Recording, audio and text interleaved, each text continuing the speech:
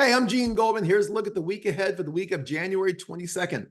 So last week, the S&P 500 rose 1.2% to close at a new record high. And this is the first time this index has hit a new record high since January 3rd of 2022, over 2 years ago. As you see here, during these past 2 years, this index has been very volatile because markets are grappling with high inflation and the fact the Fed is raising rates to try to slow it down. We all know that markets don't like higher rates because this slows the economy and this also raises borrowing costs. So there's been recent strong market performance around optimism that the Fed is done raising rates. So the next Fed meeting is January 30th and 31st.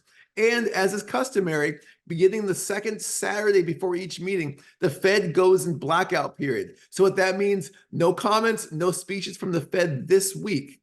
So during this week's Fed blackout period, we do get two key data points to give us an idea on the strength of the economy and another inflation reading. So on Thursday, we get the fourth quarter GDP report. As a reminder, GDP is the entire output of our economy. The consensus expects GDP to come in at 1.5%, slower than the third quarter's 4.9%, but still positive. We think this number could be a little bit higher than consensus. First of all, if you look at the Atlanta Fed GDP Now number, as you see here, they're estimating 2.4%. This report's always a little optimistic, but even when you reduce some optimism in the report, it's still likely going to come in above consensus. And second of all, consumers, as we know, are about 2/3 of our economy, were pretty strong in the fourth quarter, as seen by the retail sales numbers.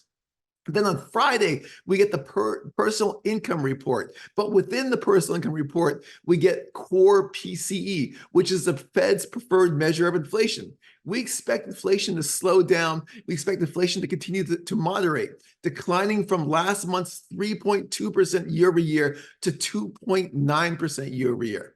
So the overall takeaway this week, financial markets remain focused on the Fed for direction, but this week is the Fed's blackout period. Fed speakers can't talk. They can't help us. So instead, we get two reports. We get GDP on Thursday and core PCE on Friday. They both should continue to show that the economy is moderating, but most importantly, inflation is slowing down. Thank you for listening. For more information, please follow us on Twitter at CeteraIM. See you next week, and thank you.